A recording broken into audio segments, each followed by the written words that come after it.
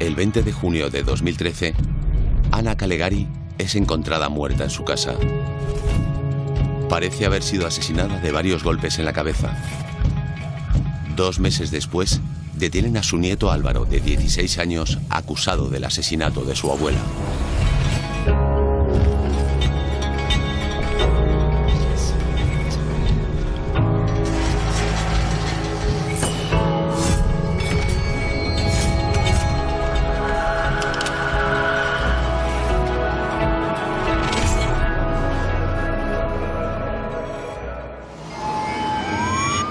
Pero 61, buenas tardes. Hola, buenas tardes. Sí, dígame. Mire, que ya le explicaba a la chica que es que nos hemos encontrado la abuela de mi hijo, que está muerta. Ha visto el niño que venía a pasar la noche con ella y dice que está ahí en el sofá con sangre en la cabeza. ¿Ya ha entrado usted? Ay, está aquí. Está como respirando. ¿Está respirando? Sí. Bueno, mire, vamos a enviar la ayuda inmediatamente. Cuando llego a la casa no veo nada, o sea, no veo a la abuela. Entro y le pregunto a Álvaro, ¿sabes? ¿Dónde está tu abuela? Que no se veía en el sofá. Y nada, me dice, no, está en el butacón. Giro y al girar pues me encuentro a Ana. Pues eso, estaba blanca, pálida, estaba haciendo una especie de ruidos. Yo había oído como que estaba respirando, pero claro, al darme la vuelta y verla, me di cuenta pues eso, que estaba muerta. Ana, una tarotista argentina de origen italiano, tenía 3 hijos a los que hablaba a menudo en italiano. Máximo, el padre de Álvaro. Solange, que vive en Argentina. Y Daniel, que vive también en España, pero que tiene una mala relación con su madre. Ana era una mujer con un carácter fuerte y de fuertes convicciones. O sea, cuando se la metía algo en la cabeza era lo que ella decía. Y pues con Máximo era su hijo preferido y mi hijo pues era su ojito derecho. Y con el resto de sus hijos pues no tenía ese tipo de relación, vamos, no tenían una buena relación.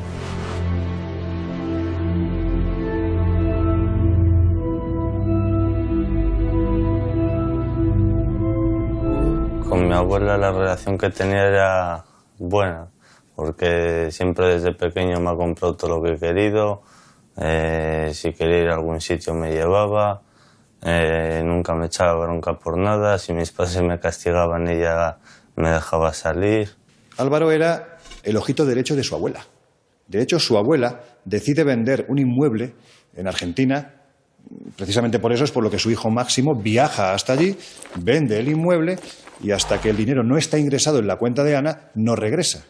Por desgracia, ya cuando regresa, su madre ha fallecido, porque fallece justo o es asesinada justo el mismo día en el que ese dinero ingresa en la cuenta. Pero claro, es que el dinero estaba destinado, tal y como había dicho la propia Ana, para comprar una casa a Álvaro. Álvaro sufría una invalidez que le impedía llevar una vida relativamente normal, vamos a decirlo así.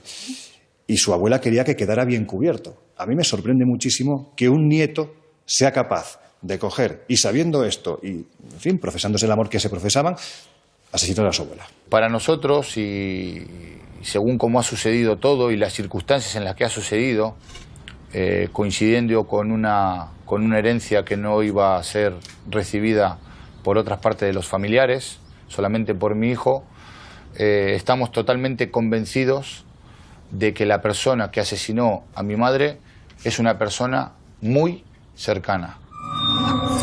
Los investigadores en principio clasificaron el escenario como un accidente. Un dato revelador les hizo pensar que estaban ante un supuesto criminal. Al día siguiente, el grupo de homicidios de la Guardia Civil de Cantabria encuentra cerca del domicilio, la escena del crimen, el arma homicida en un basurero. Era una jarra de cristal envuelta en una bolsa de plástico. En la bolsa en la que se introdujo la jarra que se utilizó como elemento para acabar con la vida de esta persona, había una huella perteneciente a Álvaro. Pero algo que, no sé por qué, pasó casi de puntillas por este caso, es que había otra huella. ¿A quién pertenecía esa huella? ¿Quién era esa tercera persona? En la mesa del salón había dos tazas, 2 platos, un azucarero, un cenicero lleno de colillas, había una caja de Chesterfield, que ella nunca fumaba esa marca y encima estaba arrugada. O sea, y ella nunca en la vida, cuando terminaba las cajetillas, las estrujaba. Y un sándwich de pan Bimbo, que ella tenía dentadura postiza y nunca tomaba pan Bimbo porque se le quedaba pegado. La pregunta que entre tantas nos hacemos es que una de las huellas que aparece en la bolsa donde se encuentra la jarra con la que matan a mi madre es una huella desconocida, que no es ni de mi hijo, ni de ninguno de los que vivíamos allí, ni de los que estaban allí. ¿Qué hace una huella en una bolsa de una vivienda de alguien desconocido? Durante 15 años Ana estuvo viviendo en Madrid y en ese tiempo además pasaba consulta tanto en el Retiro como tarotista, al igual que lo hacía también en su casa. Quizás para saber si pudo haber una implicación directa entre el tarot y el asesinato, sería interesante saber precisamente eso, ¿no? ¿Qué tipo de tarot y qué perfil de gente iba a su consulta? A las 6 de la tarde del día de su asesinato, Ana llama a su hijo Máximo y le confirma que el dinero de la venta del piso ya está en su cuenta. Además le revela que hay algo que la preocupa especialmente, pero ya se lo contará cuando le vea. En el registro de llamadas aparece precisamente que Ana intenta contactar de nuevo con Máximo. El problema es que se encuentra con una centralita y no logra hacerlo. Es curioso porque en declaraciones posteriores Máximo asegura que ya en la primera llamada nota cómo su madre está intranquila. Da la sensación de que alguien está con ella. Cuando decide volver a llamar a Máximo es precisamente por este motivo, porque se sentía presionada por una tercera persona, quién sabe si la dueña de esa huella, de esa segunda huella que aparece en la bolsa. Los meses siguientes transcurren entre investigaciones. La Guardia Civil queda habitualmente con la familia para realizar preguntas. En este caso, siempre los principales sospechosos es el entorno, la familia. La policía durante esos meses se hizo muy amigos nuestros. O sea, se suponía que estaban investigando la muerte de Ana y nos visitaban con frecuencia, quedábamos con ellos. Es una estrategia dejar que los familiares se confíen. En este caso, Álvaro, por mandato judicial, ya se le había pinchado el teléfono. Nunca pensé que fuesen a sospechar de mí ni nada, pero porque yo no había hecho nada. Lo cierto es que después de tomar declaración a todos los familiares de la víctima, ningún dato resultaba relevante. La instructora advirtió a los investigadores, si no aparecía algo importante, archivaría el caso. El 2 de septiembre de 2013, 2 meses después de la muerte de Ana y unos días más tarde del informe del juez amenazando con cerrar el caso, la policía detiene a Álvaro acusado de la muerte de su abuela. Ese día recibimos una llamada de los investigadores, una entre tantas, porque quedábamos con ellos varias veces a la semana, y nos comentan si podemos quedar con ellos porque quieren que Álvaro si pueda hacer otras declaraciones rutinarias. Nos encontramos con ellos y nos comentan si les podemos acompañar a Santander. Le decimos que no hay ningún problema, pero ellos nos dicen si no nos importa de que nuestro hijo vaya en el coche solo con ellos. Preferimos de que vaya uno de los padres en el vehículo. Ellos nos argumentan de que no tienen sitio porque el vehículo era pequeño. Según las declaraciones de los guardias civiles, a la familia, a los padres de Álvaro, se le informó que este estaba detenido. Es el protocolo establecido en la ley del menor. De habernos dicho que iban a detener a mi hijo, primero no se sube a ese coche, segundo solicito la orden de detención y por supuesto llamo en ese momento a un abogado. El día que me detienen, entre comillas, que realmente yo no sé ni que estoy detenido ni nada. Recuerdo que incluso antes de ser Paco, que es el que iba conduciendo, me dice, bueno, ¿sabes por qué estamos aquí? Y dije, sí, me ha dicho mi padre que tenemos que hay que hacer unas declaraciones. Y me dice, no estamos por eso. Le dije, pues entonces no sé. Me dijo, es porque te acusamos de matar a tu abuela. Yo iba callado, ¿no? Mirando por la ventanilla, no tenía nada que decirles. Me pregunta Rafa que si no voy a decirles nada. Dije que no tenía nada que decirles. Sabemos que has sido tú porque tenemos pruebas y has tenido que ser tú. Pues es que yo no he matado a mi abuela. Sabemos que has sido tú, hay pruebas y sobre todo porque va a ser perjudicial para tu familia. Y tú piensas que si dices lo que te estamos diciendo nosotros no va a pasar nada porque además somos la policía, ¿quién van a creer antes?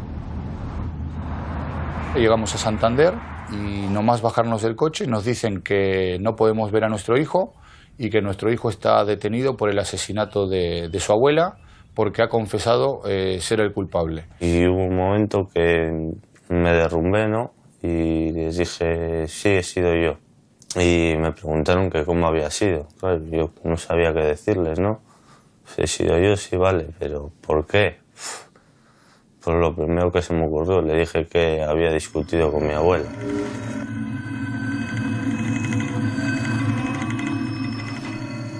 Yo estaba en estado de shock, o sea, no entendía nada. No entendía nada porque, claro, yo había estado allí. O sea, yo había llegado, mi hijo estaba con la misma ropa que le había dejado, o sea, no me cuadraban los tiempos. Dicen que empieza a declarar, empieza la declaración, empieza a contar la historia que más o menos me había inventado con lo de la discusión, con lo que sabía de la jarra y que le tenía que haber dado más de un golpe para matarlo. Porque en la declaración aquella ellos incluso me corrigieron, ¿no? Porque claro, como estaba contando algo inventado, pero tenía que contar lo que se supone que había pasado, ellos en el fondo me ayudaron, ¿no?, a que yo tuviese ideas para contar una historia de cómo había podido haber matado yo a mi abuela. Según la nueva versión, Álvaro se baja del coche de su madre a las 21:07. Este es un hecho contrastado porque lo captó una cámara de seguridad de la zona. Al bajarse del coche, Álvaro recorre a pie los 500 metros aproximadamente que le separaban de la urbanización donde vivía Ana. Entra en la casa y saluda a su abuela. Después deja la mochila en su habitación. Pasa a la cocina y se sirve una Coca-Cola. Ana le pregunta si ha ido a entrenar y él le contesta que no. Ella le increpa y le dice que si sigue así será un inútil toda su vida. Álvaro pierde los nervios y golpea a su abuela con la jarra varias veces hasta matarla. Entonces, a las 21:19, llama a su madre para contarle lo sucedido. Según la familia de Álvaro, esta versión de los hechos tenía alguna incongruencia.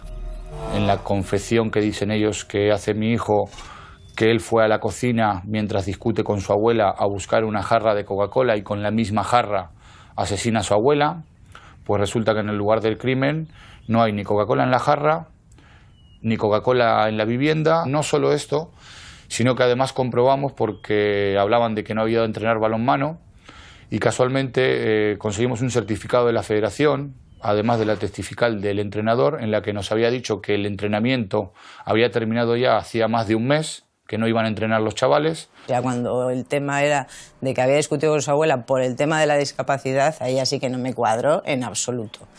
Álvaro se autoinculpa, se reconoce como asesino de su propia abuela.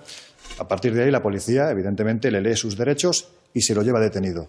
Lo interesante es que en esa declaración se dice, ocurre algo que en un principio pasa totalmente desapercibido. Cuando Álvaro terminó la declaración en la Guardia Civil, se me acercó y me dijo como con voz de miedo, me dijo, mamá, dile a papá que yo no he sido. Y estaba allí la abogada de oficio que también lo escuchó. Yo declaro la historia que me invento, pero yo realmente en el momento que les dije a ellos que sí, cuando ellos me dicen va a subir tu madre cuando declares, yo en ese momento tenía claro que le iba a decir a mi madre que le dijese a mi padre que yo no había sido, pero para que lo supiese, ¿no? Porque yo cuando le dije a mi madre, después de declarar al oído, le dije, dile a papá que yo no he sido, ¿sabes? Le dije, ¿sabes? Se lo dije pensando en tú tranquila que sé lo que estoy haciendo. Yo no dudo de que eso sea cierto, porque había testigos, pero resulta muy extraño que una madre no intente defender a su hijo a gritos en aquel momento. ¿Por qué no dijo nada? ¿Por qué no reveló lo que le había dicho al oído? ¿Y cómo es posible que al día siguiente, cuando declara a Álvaro en presencia del fiscal, ni la madre ni su propia abogada digan nada en relación a esta frase exculpatoria? Ese es probablemente el mayor error de mi vida, el no haber sabido reaccionar. O sea, el no haber cogido en ese momento, haberme levantado y haber dicho, ¿qué cojones está pasando aquí? ¿Sabes? O sea, soy una persona súper tranquila, ¿sabes? No, y en ese momento estaba en estado de shock, o sea, estaba escuchando unas cosas de la boca de mi hijo que no me las creía, o sea, no me las creía. Y estaba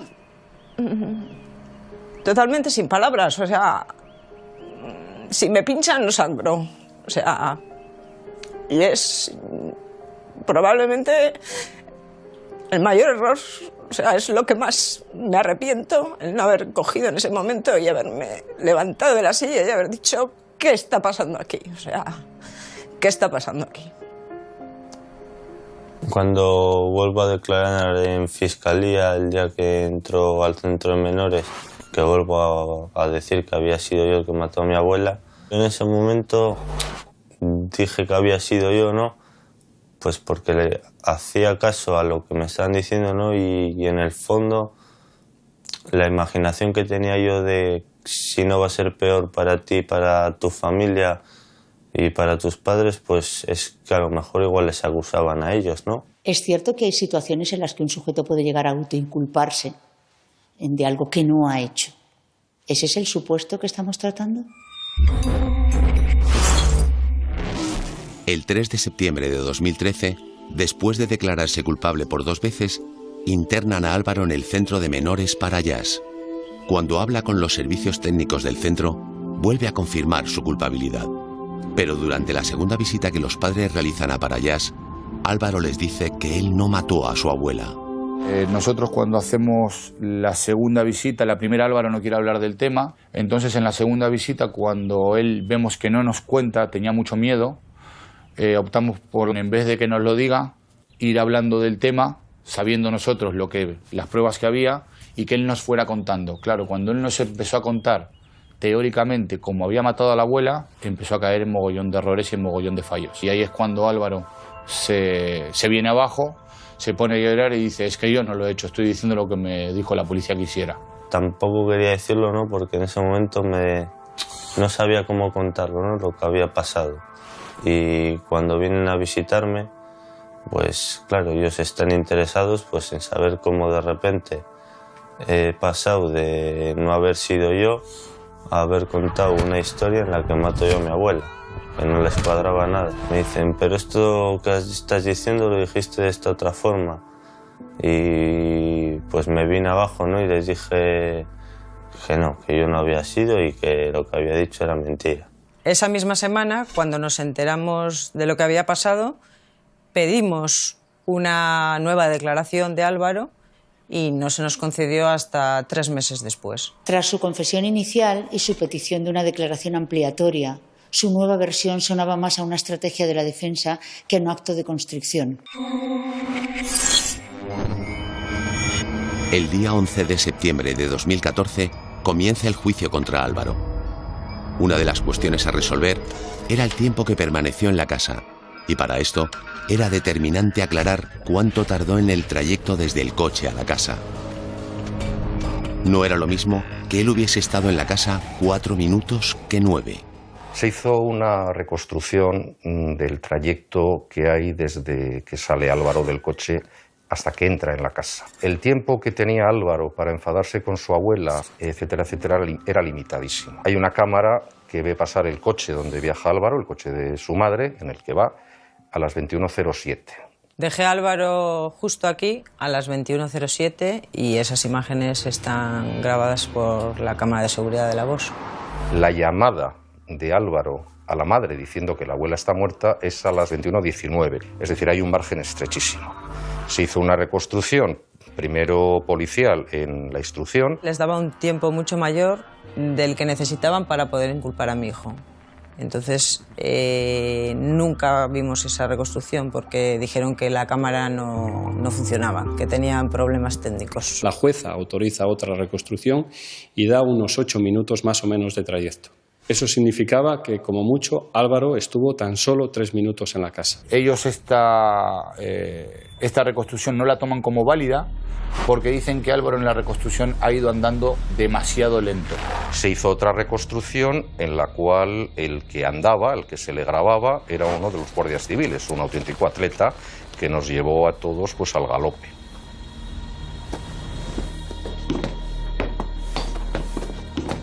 Tenemos que tener en cuenta que Álvaro tiene una invalidez en un brazo, tenemos que tener en cuenta que tiene que saltar un muro, quitarse la mochila, todo esto lo pasaron por alto. Eso era para intentar alargar ese tiempo en el que uno se enfada, coge una jarra, mata a su abuela. La versión oficial de lo que ocurrió el día del crimen y la versión de Álvaro van a variar y dependen mucho de si realmente estuvo en el interior del domicilio 4 minutos o 9. Una vez que se desarrolla la investigación en el lugar de autos, pues se hace una media del tiempo que pudo emplear Álvaro y se llegó a la conclusión de que fueron 5 minutos. Por la personalidad de Álvaro, ¿en ese tiempo sería capaz de cometer un hecho así? La personalidad de Álvaro sería muy poco probable. Es muy difícil que no ya llegara a un ataque de ira, es muy difícil que consiga enfadarse. Mucho. En tan poco tiempo. Y habrá quien piense que en ese tiempo es posible hacer todo esto. Para todas aquellas personas que piensen que eso es posible, tenemos otras pruebas que demuestran la inocencia de Álvaro. Y entre ellas tenemos pruebas de que había una tercera persona esa tarde con Ana en su casa. Hay una serie de puntos que creo que son vitales para resolver este caso y que, sin embargo, de una forma absolutamente incomprensible se pasa por encima de ellos. Vayamos a la posibilidad de que en esa casa hubiera una tercera persona. Vayamos a la posibilidad de que esa persona sea o bien inductora o bien el asesino. Hay un momento puntual en el que Conchi, la esposa de Máximo, va a la casa y se da cuenta de que en su interior ha habido movimiento. Es decir, hay 2 tazas, hay 2 platos, hay un azucarero. Cuando esta persona, la asesinada, era diabética, hay un cenicero que está lleno de colillas de un tabaco que no fumaba esta persona, hay un sándwich cuando esta persona no podía comerlo simplemente porque tenía dentadura postiza. ¿Qué es lo que ocurre? Es decir, tenemos suficientes muestras para recoger ADN e intentar saber quién es esa tercera persona que podría ser la clave de este caso. ¿Recuerda usted cómo junto al sofá donde estaba la fallecida había una mesa con restos de comida, etcétera? Sí, lo que hemos comentado antes. ¿Ustedes no cogieron de allí ningún resto? O sea, porque había 2 tazas, 2 platos, es decir, no se podía pensar que la fallecida había estado con alguien allí. Ya le digo que no recuerdo si pasamos huellas, solamente hacemos alguna huella en un sitio, si se ha revelado realmente, si no, no se pone... Vale, huellas y ADN, es decir, se podía haber recogido Sí, se podía haber ADN. hecho un frotis, que en este caso no se hizo. Hay algo muy importante que no se ha tenido en cuenta ni en el juicio ni en la investigación. El día anterior al asesinato de mi madre, 2 vecinos declaran de que escuchan una discusión muy fuerte con una persona adulta y en italiano. A mí me llamó la atención que estaba lloviendo y había una señora en aquel banco de allí sentada, mojándose y hablando por teléfono muy alto, y salí a ver qué pasaba y lo único que sé es que estaba chillando, que hablaba muy alto y que como discutiendo con alguien, pero no entendía lo que decía porque hablaba en un idioma que no era el castellano. Mi madre con la única persona que discutía en momentos de euforia en italiano era con mi hermano mayor. El día anterior, un policía nacional que vive justo debajo de la casa oyó una fuerte discusión, estaba con la novia en casa, estuvo él a punto de subir porque incluso yo hago 2 fuertes golpes y era una discusión con un hombre mayor, o sea, no era un adolescente. Y fue en el interior de la vivienda porque él declaró en el juicio que se escuchaban los pasos del parque y que una vez finalizó la discusión, esa persona no salió de casa. ¿Qué cosas concretas hicieron para determinar qué varón podía ser? Descartado Álvaro. En este momento no la recuerdo, tampoco sé si la hice yo, no lo recuerdo. ¿Comprobaron ustedes qué pisos de los vecinos de abajo, de arriba, estaban ocupados para ver en qué pisos, si hubo una discusión, en qué otros pisos pudo haber? Lo comprobé. Usted no lo comprobó. Otro de los factores importantes en la investigación era concretar la hora de la muerte de Ana Calegari. La determinación de la hora de la muerte era fundamental para situarle a Álvaro dentro de la escena del crimen o fuera de la escena del crimen. La tesis nuestra es que Álvaro no estaba en el momento que fue asesinada Ana, porque contrariamente a lo que decía el informe forense del juzgado, que es un informe forense curioso porque no tiene ni toma de temperatura, no pregunta a los médicos de urgencias cuál es el aspecto cuando han llegado, porque fueron los primeros que llegaron, sus impresiones, etcétera, data la hora de la muerte con una precisión casi de segundos. En cuanto a la data de la muerte, las técnicas que se manejan hoy en día son la temperatura corporal, perdemos 1 grado por cada hora una vez que se ha fallecido hasta que el cuerpo queda a temperatura ambiente, y la rigidez cadavérica, el rigor mortis, que suele ser pleno entre las 6 y las 12 horas, se mantiene hasta las 24 y desaparece en torno a las 36. Con estos datos podemos establecer de una forma bastante fiable la data de la muerte, pero es imposible afirmar con total exactitud, minutos y segundos, el momento en el que alguien ha fallecido. El forense llegó a la conclusión de que el crimen se produjo a las 21:45. Puso un margen de media hora arriba, media hora abajo. Estamos ante un hecho que llamó poderosamente la atención porque en un caso como este, y especialmente habiéndose producido como se produjo y habiéndose utilizado la forma de asesinato que se utilizó, es verdaderamente difícil marcar un periodo de tiempo tan definido. La jueza dio por válido solo el informe forense que situaba a mi hijo en esa franja horaria prácticamente sin margen de error. Los servicios de urgencia sí le toman la temperatura al cadáver. Y la temperatura que tiene el cadáver son 34 grados y medio, 35 grados. Es decir, ha perdido casi 2 grados en apenas 20 minutos, según la tesis del forense. Y eso es imposible. Según relata tanto la familia de Álvaro como su abogado, en el juicio no se tuvo en cuenta ninguno de los informes forenses independientes presentados.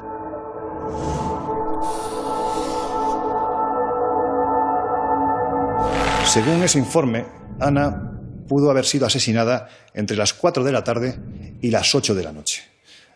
Quizás es un margen muy amplio, pero seguramente mucho más cercano a lo que verdaderamente se produjo. Está claro que alguien estuvo en la casa entre las 18 y las 20 horas.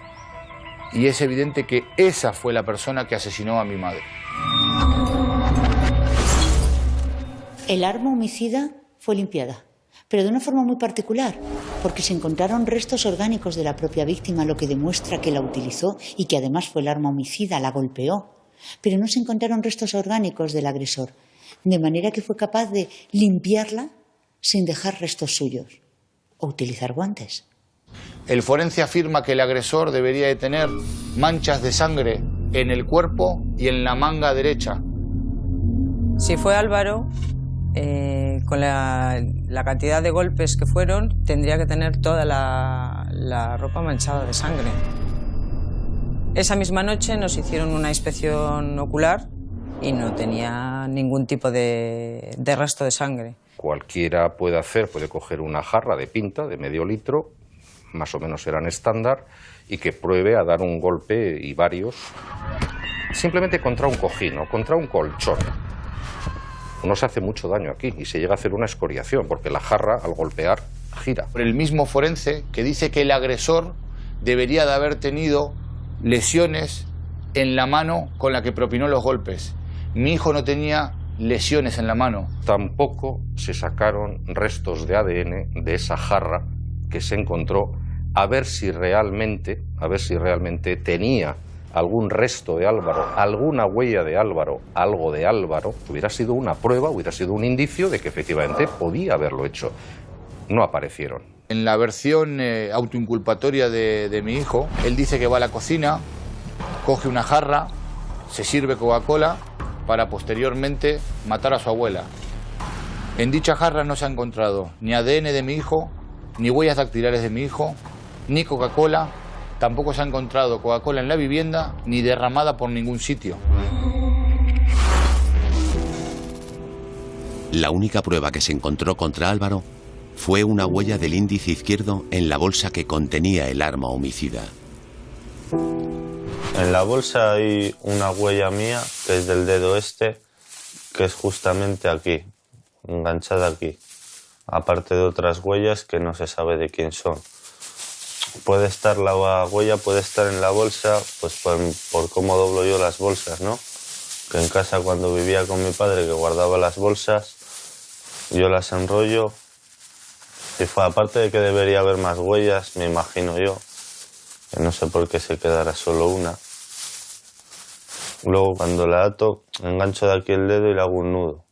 Cuando mato a mi abuela, ¿no? Con la jarra esta, una jarra igual que esta, que la mato sin dejar huellas en la jarra, ni de la mano derecha ni de la izquierda ahí. Se supone que la mato con la jarra esta, ¿no? Y que tengo que sin posarla en ningún sitio y utilizando la mano izquierda, porque se supone que es la que utilizo para dejar las huellas, ¿no? Guardarlo en la bolsa, que ya con la mano derecha, ¿no? En caso de que pudiese agarrar la jarra con la izquierda, que no puedo. A ver si, por ejemplo, la engancho por el peso, joder, se me escapa, ¿no? Unos segundos sí, pero al final no tengo fuerza en los dedos, ¿no? Y claro, se supone que tengo que guardar la jarra en la bolsa sin posarla en ningún sitio, sin poder aguantarla con la mano izquierda, abrir la bolsa solo con la derecha, que ya cuesta abrir una bolsa, ¿no? Con la derecha, en caso de abrirla, ¿no? Voy a poner aquí, pues como tendría que estar la huella, ¿no? Para que haya sido. Tener la bolsa abierta. La bolsa, mira, sí que la puedo sujetar y no se me cae. Y meter aquí la jarra. Y claro, con la derecha no la puedo llevar porque no le dejo huella, se supone. Y tengo que llevarla con la izquierda y con este dedo aquí. Claro, que la cojo con este dedo aquí y se me cae, ¿no? Otra de las situaciones anómalas que vemos en este caso, que parece estar envuelto de una especie de halo de oscuridad, en el sentido de que da la sensación de que no se ha investigado como se debía, es precisamente el momento en el que se encuentra esa bolsa con esas huellas y que además posee en su interior ni más ni menos que el objeto con el que se ha cometido el crimen, la jarra.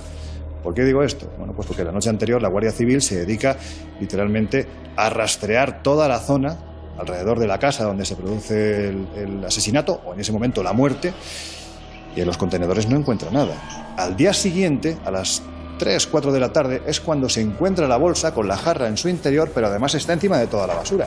Si alguien la hubiera dejado ahí de noche, evidentemente la basura del resto de vecinos que hubieran bajado al día siguiente estarían encima de esa bolsa. Y sin embargo no, esa bolsa no ha sido colocada de noche. Esa bolsa fue colocada en algún momento determinado de la tarde, posiblemente por la persona que cometió el crimen. Llegados a este punto, hemos querido hacer nuestra propia reconstrucción del trayecto para intentar arrojar un poco de luz sobre este tema.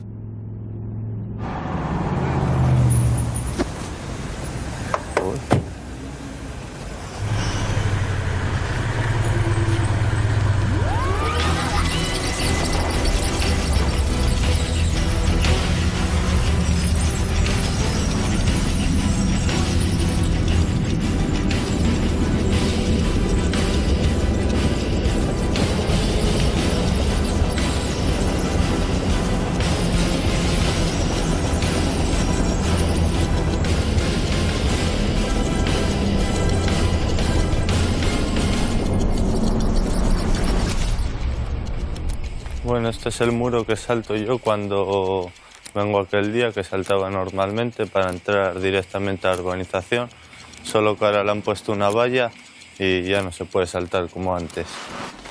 Paramos el cronómetro y seguimos por el otro lado.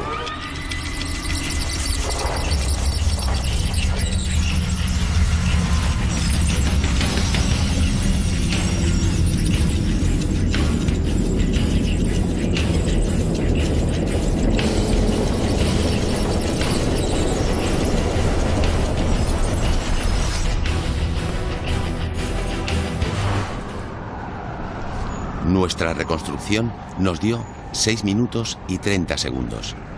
Eso significa que estuvo en la casa 5 minutos y medio. Con ese tiempo que ha dado la reconstrucción ya sabemos exactamente el tiempo que Álvaro estuvo en casa.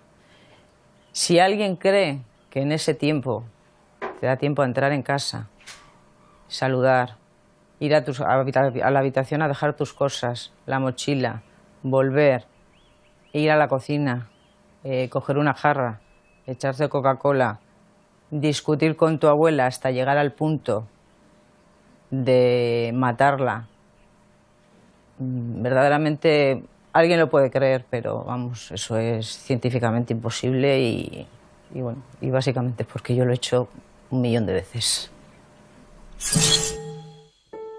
Y esta es la versión de Álvaro sobre lo que ocurrió aquella tarde. Bueno, el día que pasa lo de mi abuela me deja mi madre en Treto cuando cierra la tienda de la que va a su casa, me deja ahí donde mi padre. Me deja a 500 metros así de la urbanización, como siempre, y voy andando hasta la casa, escuchando música tranquilamente. Cuando llego allí subo en el ascensor y entro en casa con mis llaves, como siempre, y cuando entro pues saludo a mi abuela. Entré en casa y dije, hola nona, y estoy en casa. Y no me respondió y no la vi ni nada, así que me imaginé que estaría en el baño o en la cocina. Así que fui a la habitación directo a dejar la mochila y la chaqueta, miré el teléfono móvil si tenía algún WhatsApp o algo, y después salgo al salón. Y cuando salgo del cuarto para ir al salón, pues nada más salir lo que me encuentro es a mi abuela, que estaba en el sillón en el que está ella siempre, y me la encuentro blanca entera, con sangre que le cae.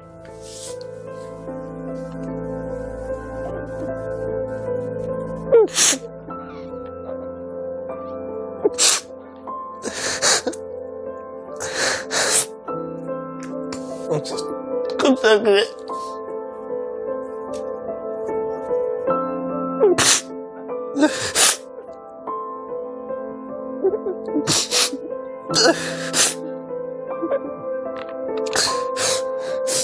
Con sangre que tiene por la cara que le cae. El 11 de septiembre comienza el juicio contra Álvaro Menéndez Castillo, acusado del asesinato de su abuela, Ana Caligari. Yo cuando llega al juicio voy no con ganas de ir a un juicio, ¿no? Pero sí con ganas de hacer el juicio para que termine y que se acabe ya todo esto, ¿no? Vamos, voy convencido por completo de que después del juicio va a quedar claro que yo no he sido. Antes del juicio, la Fiscalía nos ofreció un trato. Él se declaraba culpable y salía. Cuando saliese del centro a los 9 meses, salía y se iba para casa. Y lo hubiésemos tenido en casa. Y nosotros le preguntamos a él, a ver, es tu decisión, ¿sabes? Porque al fin y al cabo el que vas a cumplir vas a ser tú. Y él dijo que no, que él no había matado a la abuela y que no. Tenía claro que la Guardia Civil, el forense y demás iban a ir a contar su versión. Estaba convencido de que por muchas mentiras que pudiesen contar o lo que sea, que en teoría el juez, ¿no?, va a decir, a ver, estos dicen esto, pero aquí no hay ninguna prueba y las pruebas que se supone que tiene que haber no están. Yo en el fondo tenía la seguridad, ¿no?, de, es que no he sido, ¿cómo me vas a condenar? Si no he sido no me puedes condenar, básicamente. Y al final, al revés, me condenó. Casi 5 meses después de concluir el juicio, sale la sentencia que declara a Álvaro culpable con el agravante de parentesco. La condena se sustenta en la declaración autoinculpatoria y en la huella encontrada en la bolsa que cubría la jarra. Álvaro debe cumplir 6 años de internamiento cerrado y 3 en libertad vigilada. Y en ese momento me quedo, pues, que no sabes qué hacer, ¿no? Y te quedas, tienes luego la impotencia de ¿qué hago yo si no he hecho nada y me está diciendo una jueza que he hecho esto, ¿no? Encima no me está diciendo que le robo el bolso a una señora, es que me está diciendo que he matado a mi abuela. Nunca en mi vida me había sentido tan impotente, o sea, nos acababa de caer todo, se nos había venido el mundo encima. Sentí que éramos algo insignificante, algo que habíamos sido, pues eso, aplastados por una cosa mucho más grande y nos sentíamos, pues eso, nada.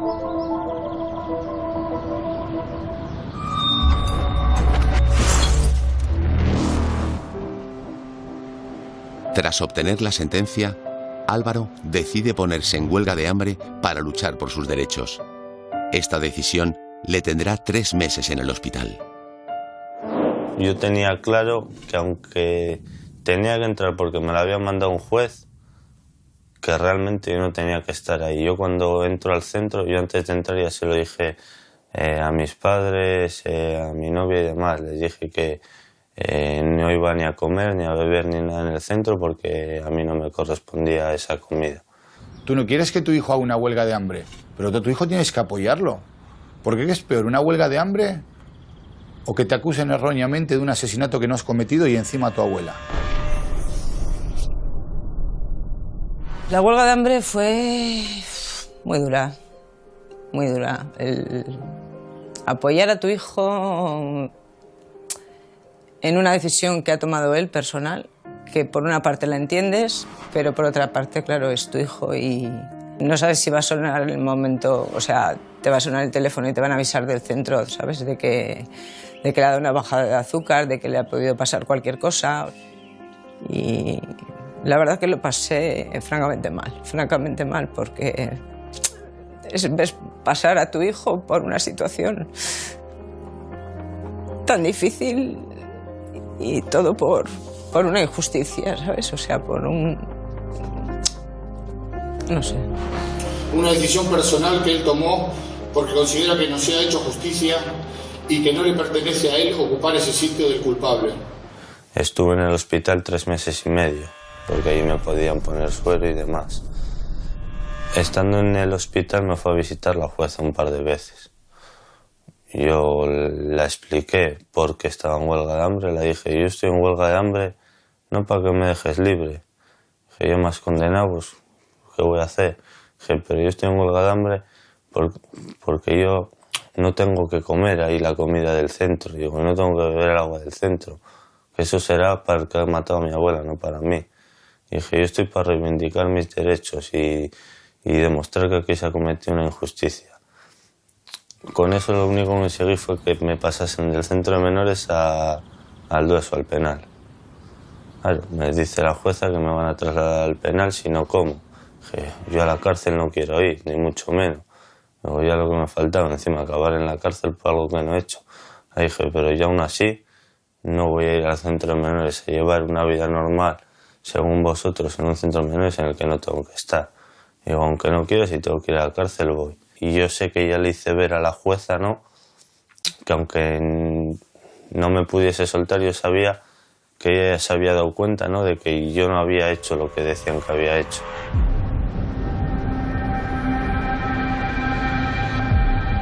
En junio de 2015 sale la sentencia de apelación. En ella, la jueza afirma que la primera declaración autoinculpatoria de Álvaro fue obtenida de forma ilegal. Sin embargo, se da por buena la declaración del día siguiente ante el fiscal y se mantiene la pena de 6 años de internamiento cerrado y 3 de libertad vigilada. Para nosotros tendría que ser todo nulo porque al final el nexo temporal reside en que Álvaro se le mete en un coche y se le aísla completamente de su familia. No se le vuelve a dejar solo en un sitio seguro, tranquilo para él. O sea, está siempre acompañado de policía, pasa la noche allí, se le lleva al juzgado al día siguiente escoltado por la policía, no se le deja acercarse a la familia. Él siempre tiene, pues, esos ojos detrás. Entonces, por mucho que exista un abogado, por mucho que exista el fiscal, pues entendemos que todo lo que sucede en ese, que es escasamente un día, todo lo que sucede en ese día debería de estar contaminado y debería ser nulo. El 16 de noviembre de 2015, al cumplir 18 años, Álvaro es trasladado del centro de menores al penal del Dueso, donde se encuentra actualmente cumpliendo condena, aunque tiene una salida cada 2 meses. Este documental se rueda durante una de esas salidas. Si no reconoces el delito, no estás haciendo tu labor, no te vas a... No van a ver una evolución en ti, ¿no? Porque lo primero es aceptar el delito y cambiar las cosas de por qué has cometido ese delito. Y si no lo reconoces, no vas a cambiar nada. Y a una persona que no reconoce un delito, más un delito de asesinato, lo normal es que no le den nada. Y yo, a pesar de que no reconozco el delito y no les digo nunca que yo he sido, y les insisto mucho en, aunque no me deis nada y me coma aquí los 6 años, yo siempre os voy a seguir diciendo la verdad. Y yo no he matado a mi abuela, y aún así me están dejando salir de permiso.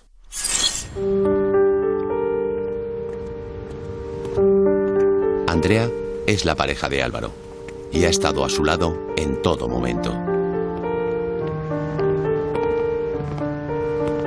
Pues cuando él se fue, no sé, menos de un año. O sea, no llevábamos ni un año juntos. Llevábamos 6 meses o 7. En ese momento no sabía ni cuánto tiempo iba a ser, ni iba a salir a las 2 semanas, ni se iba a solucionar todo, ni... Claro, yo no sabía, entonces yo dije, bueno, pues habrá que seguir con esto. Yo nunca pensé que había sido él, pero por el hecho de cómo estuvo conmigo desde que pasó lo de la abuela hasta que él se fue al centro de menores. Yo creo que las personas, si lo has hecho, en algún momento te vas a venir abajo y lo vas a decir, o cambias tu forma de ser, o es algo que tienes que esconder. Yo no intento hablar de eso, pero yo se lo saco muchas veces. Entonces yo creo que en alguna de esas lo hubiese dicho, o me hubiese dicho, mira, pues pasó esto, le dio un mal golpe, no sé qué, se cayó, se golpeó la cabeza y pasó esto. Yo le digo, vale, pues bueno, pues habrá que afrontar lo que ha pasado. La gente me decía, pero ¿no tienes miedo de que te haga algo? Y yo, a ver, yo creo que he discutido yo más que él con la abuela. A ver si me hubiese matado a alguien, me hubiese matado a mí.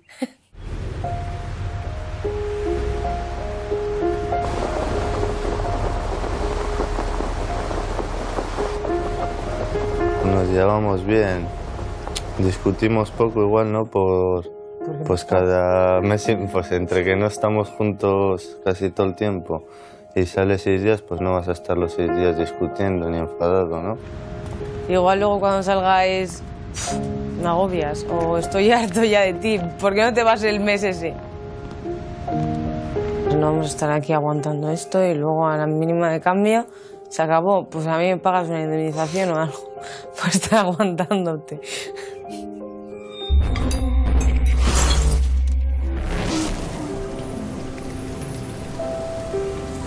Después de fracasar con la sentencia de apelación, la familia decidió interponer un recurso ante el Tribunal Constitucional, pero tampoco tuvieron éxito. El objetivo último es lograr un nuevo juicio, pero para conseguir ese juicio necesitan tener nuevas pruebas. Decidimos contratar un investigador privado y este investigador privado, bueno, pues cercioró y corroboró las sospechas que nosotros teníamos para en breve poder reabrir el caso, demostrar quién fue el asesino y presuntamente también colaboradores, porque esto lo sabe más gente cercana que se lo ha callado, y básicamente ponerlos todos delante de la justicia. Mi madre ha muerto por no dar el brazo a torcer en su decisión de destinar esa herencia a un solo nieto, mi hijo.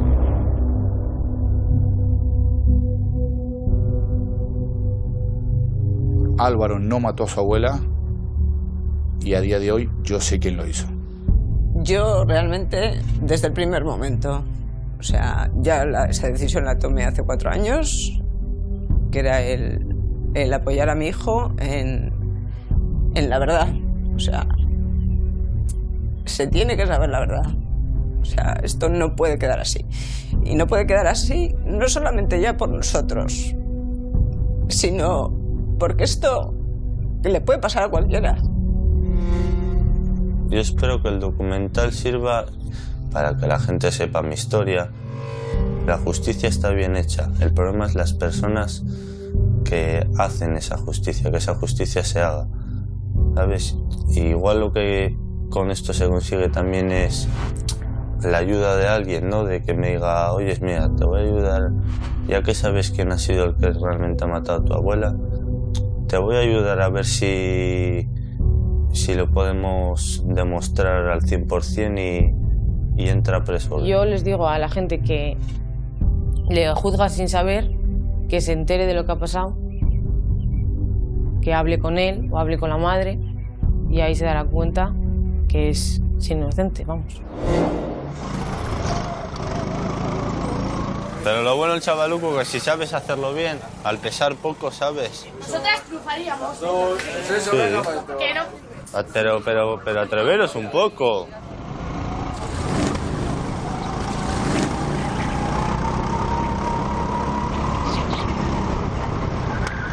Álvaro es un chico normal de 16 años, tranquilo, como cualquier otro chico de su edad.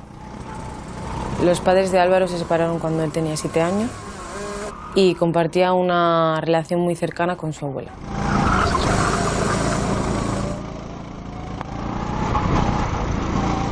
Yo nunca le he visto ningún conflicto, ni buscando movida, ni nada por el estilo. O sea, es un chaval muy tranquilo, al cual, por ejemplo, con la minusvalía que tiene, tú se lo puedes hinchar en cara y él no te va a decir nada. O sea, directamente puede jugar contigo a balonmano, a fútbol, a cualquier cosa, y va a ser competitivo. O sea, va a querer sin ver quedar el mejor. O sea, es todo lo contrario a una minusvalía. Es un chaval tranquilo, nunca le he visto que tenga problemas con nadie. No le veo agresivo con nosotros tampoco. Podemos estar vacilándonos muchas veces y él te vacila con otra cosa. Él no se queda con el remordimiento de, joder, que me ha vacilado con eso. Yo no me imagino a Álvaro matando a su abuela. ¿Dónde vas? ¿Algo? ¿Quién ha ganado? Yo. No. Por meta he pasado primero. Ha sido un robo en toda regla esto. Pero Matilde, quedaos quietos.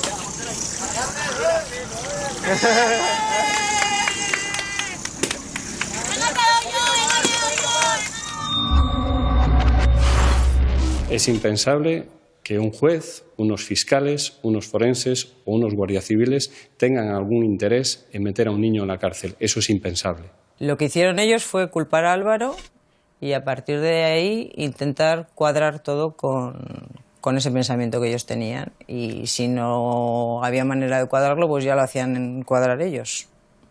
No entiendo la motivación que podía tener la Guardia Civil en inculpar a un niño. Eso no funciona así. Hay cientos de casos que se quedan sin resolver y no pasa nada. No digo yo que hayan tenido una motivación especial en querer encerrar a mi hijo, ni mucho menos. Simplemente han ido cometiendo una serie de fallos en la investigación, han querido ir enmendando esos fallos y tratando de encajar piezas imposibles de encajar. Solo por el hecho no de culpar a esta persona en concreto, que es mi hijo, sino por el hecho de salvaguardar su buen hacer. Personalmente, creo que fue por tapar un mal trabajo. Y fueron tapando, y llegó un momento en que es que había que taparlo todo. El caso prácticamente se resolvió, si se puede decir así, pues con Álvaro en un centro de menores. Pero claro, yo creo que hay suficientes enigmas como para que nosotros ahora nos hagamos muchas preguntas. ¿Pudo Álvaro haber cometido ese asesinato en el tiempo que se dice que se hizo? ¿Hubo una tercera persona de la que sabemos que hay una huella? Yo creo que ella es importante. Y sin embargo, no sabemos quién fue, porque se obvió en la investigación quién llevó la jarra con la bolsa al contenedor. Son, yo creo, demasiadas preguntas como para dejar el caso cerrado. Yo a día de hoy a mi madre no la he podido enterrar. No puedes enterrar a una persona que no sabes por qué se murió. A una persona la entierras en paz. El caso de Álvaro se cerró con demasiadas dudas por resolver. ¿Disfrutó de una investigación correcta y un juicio justo? ¿Hay una tercera persona responsable y en libertad? Mientras las dudas se resuelven, Álvaro sigue encarcelado en el penal del Dueso cumpliendo condena por el asesinato de su abuela.